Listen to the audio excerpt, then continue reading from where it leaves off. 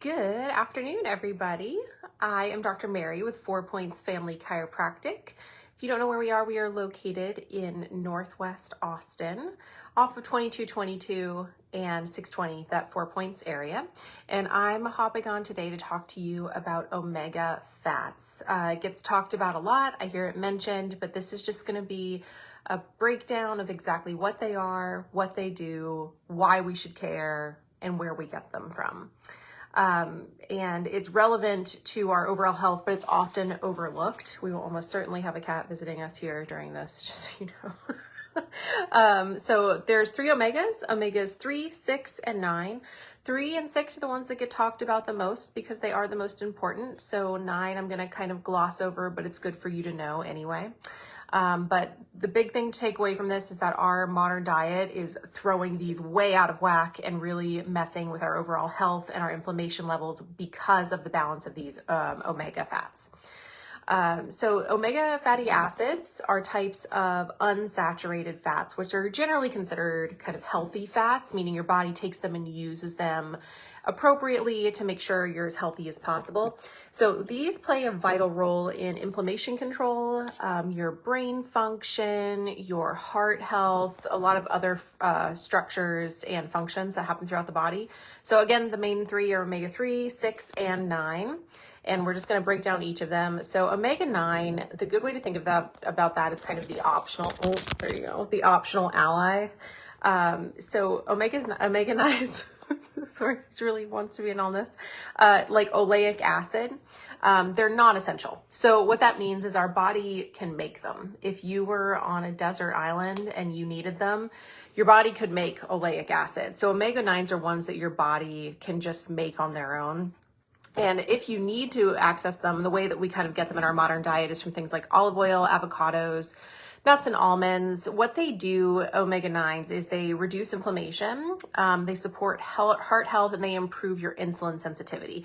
Now, insulin sensitivity, we've talked about before on a Facebook Live, and it's one of the most common metabolic dysfunctions that impacts millions of people across the world, but particularly in the United States. So making sure that your body makes the omega-9 is going to be important.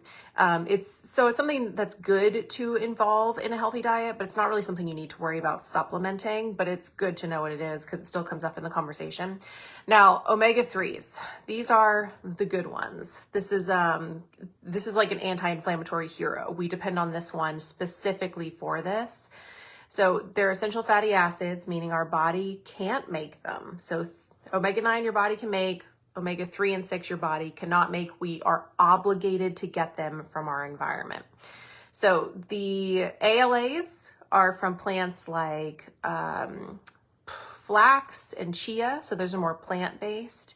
EPAs and DHAs are from things like fatty fish, salmon, sardines, mackerel. And these terms, ALA, EPA, and DHA, might sound familiar to you if you have been spending any time on the food supplement aisle, because you will often find that people are dosing these. You'll see it more commonly referred to as a fish oil.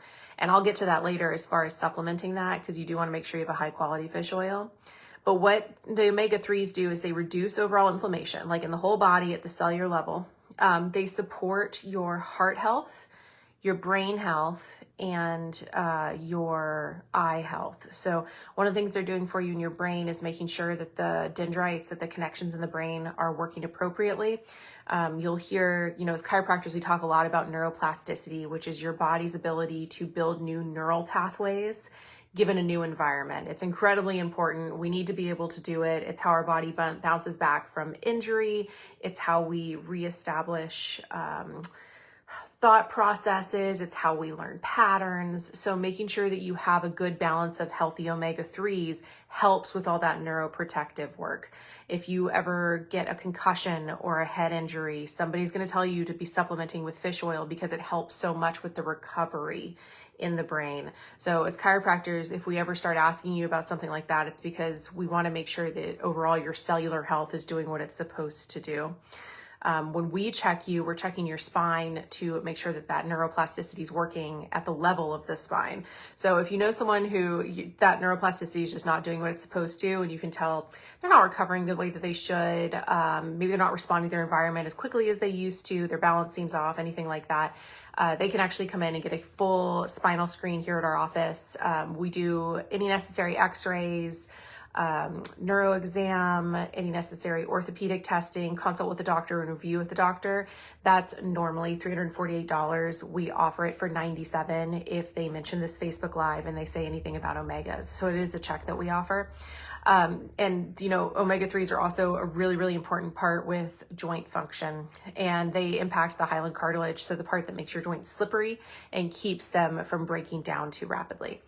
They also help with mood regulation, which is a fun little side. You really have to have healthy omega-3 levels to make sure that your neurotransmitters are working appropriately.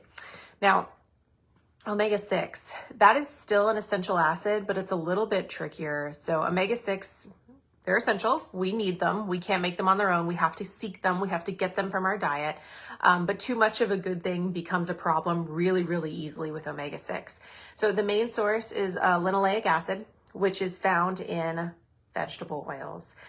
So things like soybean, corn, sunflower. I think if you've probably spent any time on the internet or in the health world or anything like that, you understand why that becomes such a concern so quickly. So those sorts of oils replaced animal fats in cooking over the past 20 or 30 years, and it's actually sent us more into an inflammatory state by accident. It was just like a cheaper way to do it. It seemed healthier, it seemed more productive, and what it's done is it's really increased the omega-6 levels in our diet, whether we want it or not, whether we're seeking it or not, and that has led to a more inflamed population.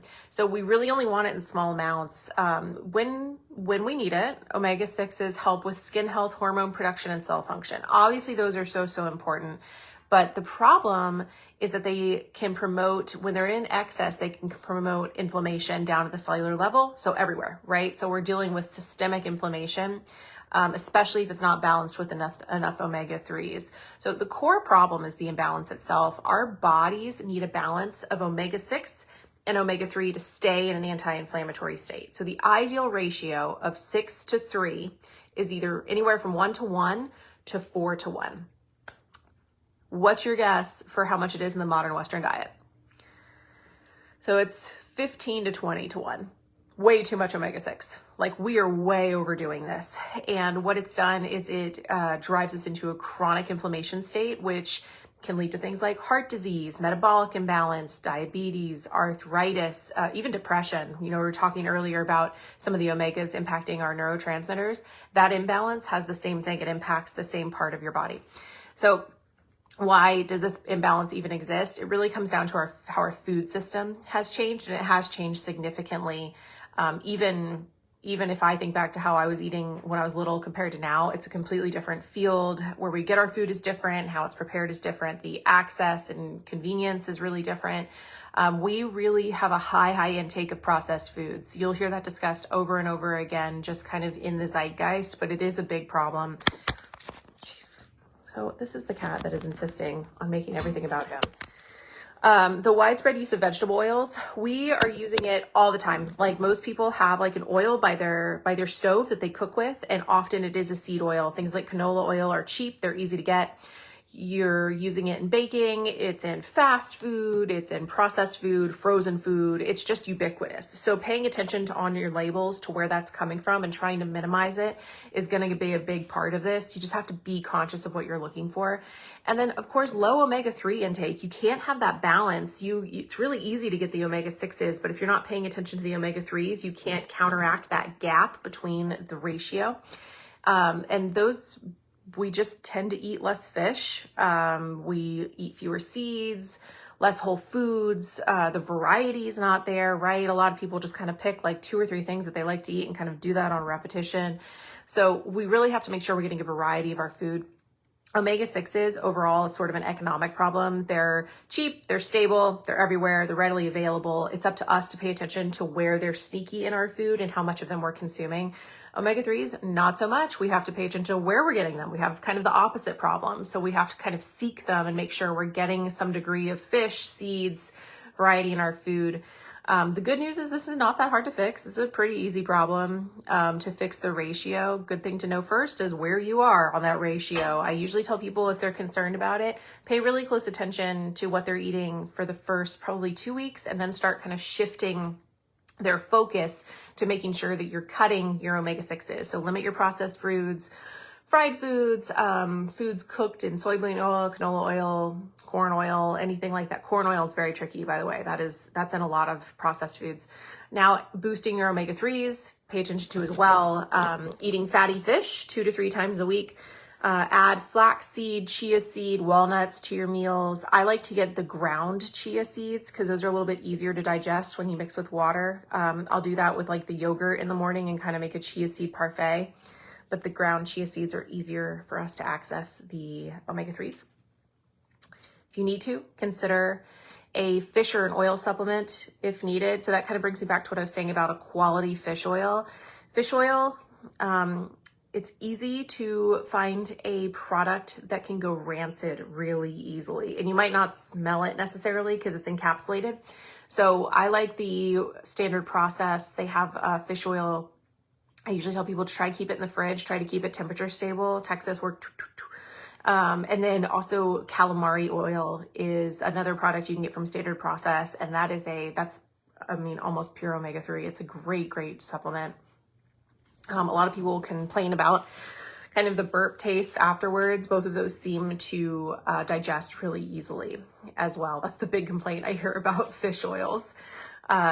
Make sure when you're cooking, you're using better cooking oils. A high quality extra virgin olive oil is really important. Avocado oil, macadamia oil, those are high smoke points. You can also use animal-based products, things like Epic has a duck fat brand, tallow, something like that. We'll also kind of watch that omega ratio. So overall, just to wrap up, omega-3s, essential.